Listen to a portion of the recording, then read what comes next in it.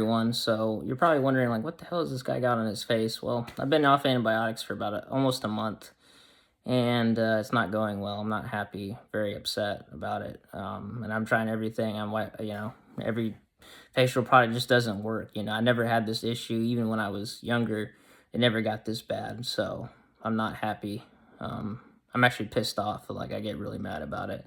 But anyways, uh, so Chris Watts had been, and I didn't really, that all makes sense now, and I kind of didn't realize that at the time. I wasn't, that kind of went out one ear and out the other. But before he met Nichole Kessinger, him and Shanann obviously had been struggling with their marriage, and it was more Chris. He kept, he was hidden.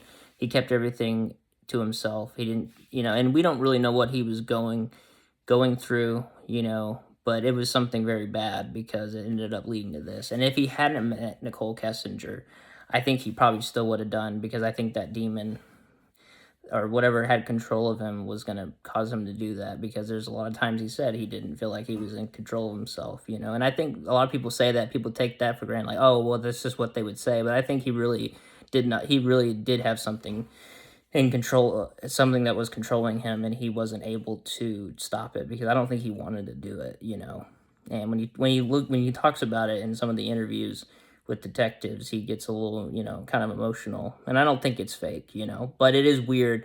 The next minute he can be, fine, happy, talking about Shanann like nothing happened, which is also kind of scary, and that's not normal. But so, he had been sleeping in the basement too, like I talked about.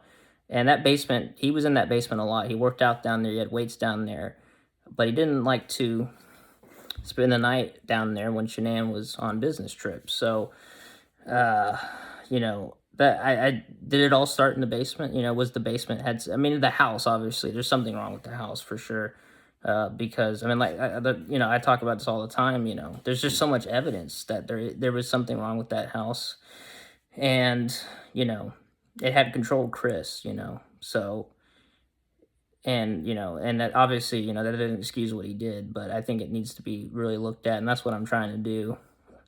And at the end of the day, he did what he did, and he has to live with it, whether the demon had control of him or he did it out of anger. But like I said, I think depression could have caused it too.